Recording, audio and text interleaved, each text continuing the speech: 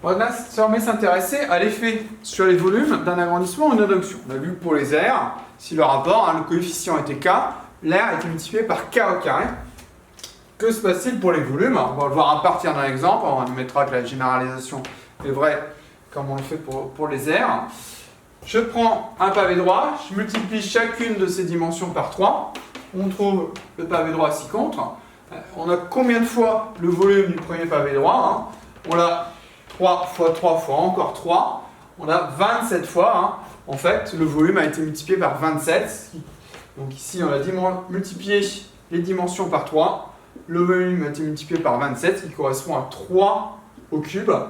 Plus généralement, lorsqu'on va avoir un agrandissement ou une réduction, si le coefficient, le rapport, c'est K, le volume, lui, va être multiplié par K, non pas au carré cette fois comme pour les R, mais par K au cube. C'est-à-dire si on multiplie les dimensions, par exemple, de mon pavé droit par 10, le volume va être multiplié par 10 au cube. 10 fois 10 fois 10, 1000. On sait aussi que l'écriture décimale d'une puissance de 10, on peut l'obtenir en comptant le nombre de zéros. On a 3, donc c'est 1 avec 3, 0. C'est-à-dire, donc le volume dans ce cas-là est multiplié par 1000. Un autre exemple, si on multiplie les dimensions par 5, le volume va être multiplié par 5 au cube.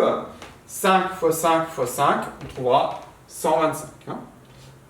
Si on a cette fois-ci une réduction, imaginons on multiplie par 1,5, le volume va être multiplié par 1,5 au cube.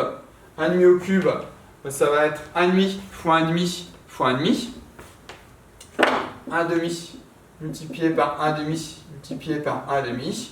1 fois 1 fois 1, on trouve 1.